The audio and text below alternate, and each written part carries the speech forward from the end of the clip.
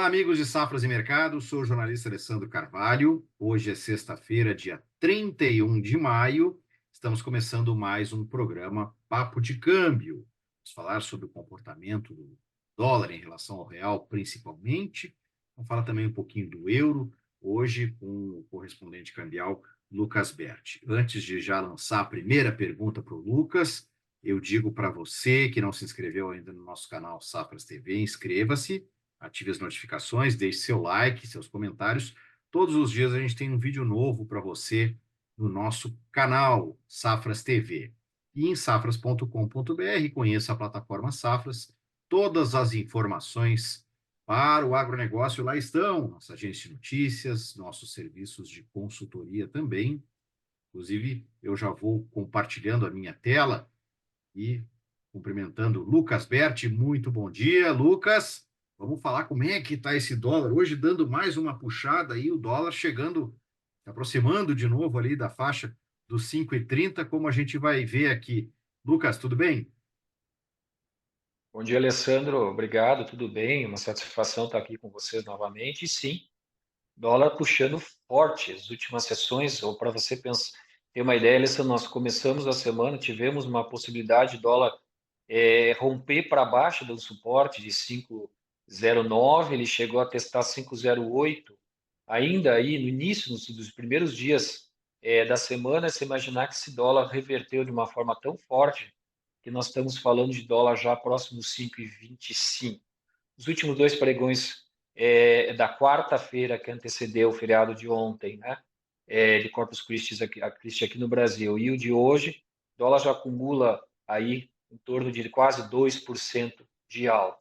Para os dias atuais, o momento da forma como o dólar vinha oscilando no mercado, claro que 2% em 2 dias hoje está sendo bastante significativo na movimentação do dólar, inclusive porque vai um pouco na contramão de alguns indicadores. A gente vê um dólar que aparentemente poderia estar ser aliviado um pouquinho mais em função de, por exemplo, tivemos hoje a divulgação do PCE nos Estados Unidos, que é aquele deflator de inflação, que é justamente a grande retórica do mercado, fez com que o dólar veio um pouco mais fraco, faria com que o dólar tivesse um pouquinho mais aliviado no Brasil. Não é o que está acontecendo. O dólar puxando muito forte, tecnicamente buscando. Nós temos esse 5,25 como um ponto de resistência no diário, mas se nós formos ver no médio e longo prazo, podemos falar aí para os próximos dias, dólar, quem sabe, buscando um 5,300. 5,300 eu estou arredondando, tá, Alessandro? Um pouquinho mais para cima, talvez ali 5,31, 5,32, mas é para esses níveis que o dólar aponta caso continue esse rally de alta. O que vem acontecendo no mercado tecnicamente é um movimento de compra forte em função também de a gente estar hoje no último dia do pregão do mês, formação de PETAX, que iniciou na quarta-feira. O pessoal que nos assiste talvez se pergunte o que é essa PETAX. A PETAX é uma média de preço que é cotada em quatro horários do dia pelos grandes bancos, enviam essa média de preço e é formado chamado PTAX, né? 10, 11, 12, 13 os horários do dia que é formado a PTAX, e no final do dia nós temos aí um preço de todas essas PTAX que formam o preço médio final do dia. Por que eu falo isso para o pessoal que está nos assistindo? Porque é importante para quem faz negociação, compra e vende dólar, paga a fatura, precisa enviar valores, precisa receber, às vezes se baseia na Petax para organizar o seu caixa, né? Porque dólar flutuante é difícil você ter uma preço referência, então a Petax acaba sendo uma referência. Por outras razões também, pagar imposto, quando o imposto está atrelado ao dólar, ele é atrelado a um valor de taxa Petax do dia anterior, são várias situações que não cabe aqui entrar em detalhes. Mas hoje é dia de formação de Petax e esse dólar está subindo muito. Começou esse movimento forte na quarta-feira e está tendo uma boa liquidez agora. O pessoal, uma volta de feriado já com o último dia de sessão de pregão do mês, volta aí com um volume bastante significativo. Aqui no Brasil, então, nós temos tendo um dólar que volta a puxar a níveis já tivemos ali em abril uma tentativa de romper próximo dos 5,30 e a gente volta a ter esse tipo de comportamento. Você vai me perguntar, tem talvez uma entrada de venda, bom para venda? Olha, talvez seja para quem consiga aguentar um pouquinho, caso o dólar não pare de subir um pouquinho mais, porque a resistência mais forte ela está acima disso, que é os 5, mais ou menos ali os 5,300, tá? Mas para quem é vendedor, que gostaria de fazer caixa, estava esperando o dólar dar uma puxada, com certeza é bom esse momento, né? E, Alessandro, a gente vê também aí, se a gente vai acompanhando o mercado, tivemos ao longo da semana algumas coisas que aconteceram, como discursos dos dirigentes do Isso, Fed, isso, isso que eu ia te perguntar, Lucas. A gente já falou um Hum, pouco da parte técnica, mas se a gente for isso, elencar os fatores, sei lá, fundamentais aí que levaram a essa alta. Aliás, eu estava fazendo uma conta até para uma outra coluna que eu estava escrevendo, e o dólar comercial até a véspera do feriado, no acumulado do mês, né, se a gente for comparar o fechamento do último dia de abril, dólar comercial com o fechamento do dia 29, estava acumulando uma alta de apenas 0,3%. Né? Olhando o gráfico, aí entende que o mercado tava lá em cima, né? E depois deu uma descida e voltou a avançar. Mas só com essa alta aí de hoje que está puxando, já vai acumular uma alta aí mais próxima de 1,2% no mês de maio, né? Bom, mas dito isso, o balanço do mês, o que a gente pode dizer desses últimos dias aí que a gente está vendo no gráfico, nos fundamentos aí para essa subida? Alessandro, a gente teve durante toda a semana discursos de dirigentes do Fed, alguns discursos que são antagônicos. Na base deles, alguns acham que os indicadores norte-americanos começam a compor uma situação de, quem sabe, haver um corte de juros, mas aparentemente esse corte não vem no mês de junho. Começa a ser adiado para o relatório do mês de setembro, tá? Desculpa, setembro seria já um relatório a mais, além do relatório após junho. Ou seja, já estão prolongando, quem sabe, uma data de corte para a taxa de juros. Isso faz a gente pensar o quê? Juros mais altos dos Estados Unidos vão ser por um tempo mais prolongado.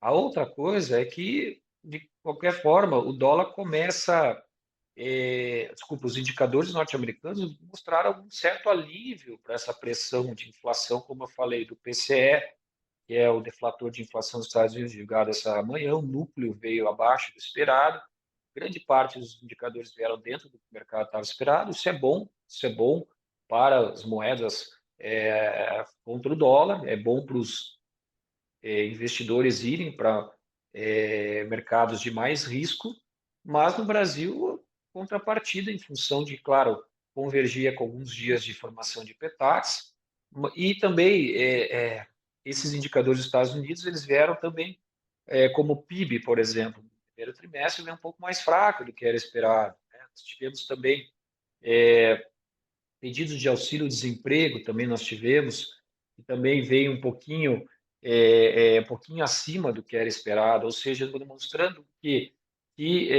talvez a economia norte-americana está tendo um crescimento talvez sustentável, mas assim sem aquela exagero, aquela bruta atividade econômica que leva a pensar que o consumo está maior. Inclusive falar de consumo, o consumo recuou, né, perante as expectativas nos Estados Unidos. Então, isso aí ajuda um pouco a controlar a inflação lá fora. A questão toda é que ainda está muito aquém do que o governo vinha projetando. Eles ainda precisam trabalhar muito mais para que esses números sejam relevantes ao ponto de começar realmente efetivamente a cortar juros. Na contramão, na situação ainda falando de Brasil, nós começamos a compor aqui no Brasil um sentimento de IPCA mais alto, inflação mais alta, né? E, e câmbio mais alto. E talvez um PIB um pouquinho mais. Começa na pesquisa da Fox, nós tivemos nessa semana, um PIB que talvez não começa a se retrair um pouquinho daquilo que era esperado. Fato, Alessandro, é que o que acontece agora, um pouco com o dólar, é aquilo que a gente vinha falando lá atrás, que é a situação. Nós não temos um plano de contingência fiscal no Brasil. nós não temos um plano que... Lembra que a gente conversou lá em abril que a Simone Tebet tinha informado ao mercado de que haveria um pacote fiscal já todo programado para o ano de 2024? Tivemos, nós estamos encerrando o mês, esse pacote não existe. Então começa, e aconteceu esses problemas ainda com a questão do Rio Grande do Sul, que vai afetar nos números, inclusive a FMI essa semana fez algumas abordagens a respeito do Brasil, dizendo que vê que no curto prazo o nosso PIB vai retrair, no médio prazo pode voltar a crescer. Porém, alertou que esse programa de controle fiscal ele precisa ser muito mais rígido. Então, essas palavras do FMI também elas acabaram vindo de encontro aí com essa situação de fiscal realmente ainda muito no cinza.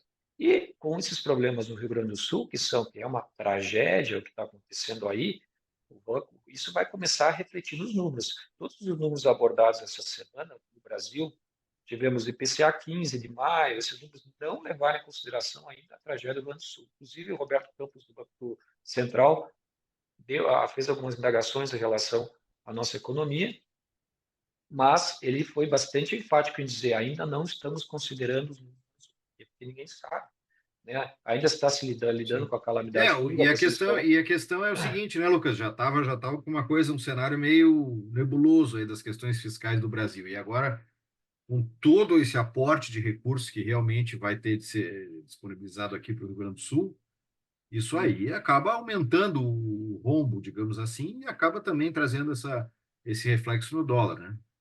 O aporte e a falta de possibilidade do Rio Grande do Sul contribuir com as contas federais, né? Então, isso aí tudo vai vir. São dois fatores aí, um somado no outro, bastante complicado. Então, nós temos aí um estado que responde 6% do PIB nacional. Outra coisa, Alessandro, eu queria fazer duas abordagens importantes aqui, até antes de você me perguntar. Primeiro, eu queria falar do euro para você, né? Não Vou sei se você botar, consegue puxar. vou botar na tela aqui, ó. Tá, tá na mão aí, ó. Tá vendo? Temos o euro na tela. Perfeito. O que nós estamos vendo no euro aí? Uma parábola invertida, praticamente. Um ponto de subida do euro que nós não víamos desde março do ano passado. Olha, Alessandro, vamos parar para pensar que o euro chegou a custar menos que o dólar nesse período, tá? 0,95 da paridade do dólar. Hoje nós temos euro próximo de 1,09, mas euro subindo muito bem, muito no Brasil. Estamos com o euro quase 5,68, mais ou menos. Você está vendo aí na tela? Isso. Então, nós temos aí o euro subindo bem, e eu O queria euro, o salientar euro, esse o gráfico. euro nesse momento, 5,71.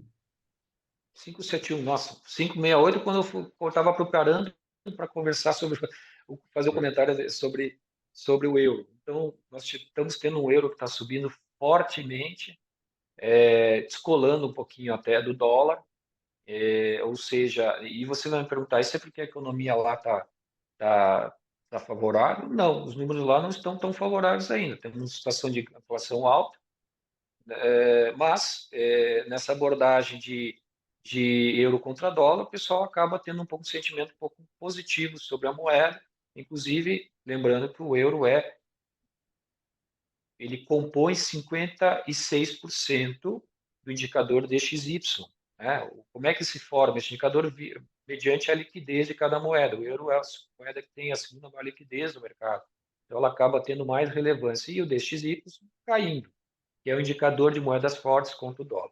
A segunda coisa que eu queria falar, até antes da gente encerrar o programa, falar da China. A China divulgou dados do PMI de maio, vieram pela primeira vez, talvez em anos de história de crescimento do país, vem com um comportamento um perfil de retração na sua economia. 49,5 pontos. O mercado, esse medidor, ele é assim, acima de 50, a partir de 50 pontos significa que a economia está crescendo. Abaixo de 50 pontos significa que a economia está em retração. A China está em retração. o gigante, né, asiático está em retração. Isso aí é importante. Talvez isso venha a dar um pouquinho mais de pano para manga para outros assuntos aí em relação à perspectiva global. Tá? Mas, de fato, China está consumindo menos também, está comprando menos commodity. Afeta nossos duas commodities, uma que a gente exporta bastante, que é o minério, que agora tem se comportado um pouco em queda, embora tenha se recuperado um pouco o preço, e o petróleo também. Fala-se tanto estoques dos Estados Unidos, mas é bom a gente olhar essa questão da demanda chinesa. Ah, é isso que está segurando o preço do petróleo ainda achatado um pouquinho, em torno dos $82 do barril do Brent. Tá? E para encerrar, essa semana que vem, agenda, só para a gente falar em relação Boa. ao que eu acho que é importante, a gente tem PMI semana que vem, PMI de mais Estados Unidos, PMI Brasil, temos PIB do Brasil primeiro trimestre, é, falando agora, estávamos há pouco, reservas cambiais da China, essa eu estou curioso para ver, se os chineses estão se desfazendo das suas reservas, também com a balança comercial, e é o chamado nosso grande indicador aí, fechamento de semana normalmente acontece, o payroll dos Estados Unidos. Esse aí movimenta muito o dólar também. Essa é a agenda da semana que vem. Bom, a gente tem uma situação diferenciada da última vez que a gente falou, o dólar puxando muito, né? Então, olha, eu diria que às 5.300 com certeza é um mercado vendedor, mas o mercado está olhando com mais cautela. Acredito que o investidor está olhando o Brasil com mais cautela, porque lá fora os preços não estão, as moedas não estão perdendo valor assim, tirando, claro, aquelas economias que estão com sua muito delimitadas, que nem a Argentina, que está num caos financeiro aí tremendo, mas fora esses países, a gente Tem pode dizer fôlego, que Lucas? Tem fôlego para superar esse 5,30 que há algum tempinho aí atrás não conseguiu? olha, eu acho que sim, porque mediante que nós temos, de fato, situação fiscal que não está plenamente definida. A situação do Rio Grande do Sul agora vai exercer uma certa pressão nas contas. Juros mais prolongados nos Estados Unidos. Esses indicadores eles são paliativos, mas eles não são, na verdade, indicadores que vieram um pouquinho melhor, não quer dizer que esses juros vai ser revisado para baixo. E situação um pouco complicada. A China performando mal. Alessandro, situação, temos aí duas guerrinhas ainda localizadas, algumas já prolongadas há um bom tempo. Se parar para pensar que Israel entrou em Gaza foi em outubro, né? Nós já estamos aí com um período de longo, né?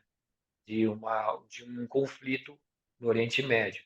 Nunca sabemos para que lado vai, né? Qual o envolvimento. Por enquanto a coisa está um pouco só localizada ali, né? Focada naquela região. E Ucrânia e Rússia, a guerra não parou e continua de vento em pouco. Ou seja, a gente tem que ficar atentos a esse cenário, porque isso aí tudo, para o nosso real, ele pode desfavorecer um pouco.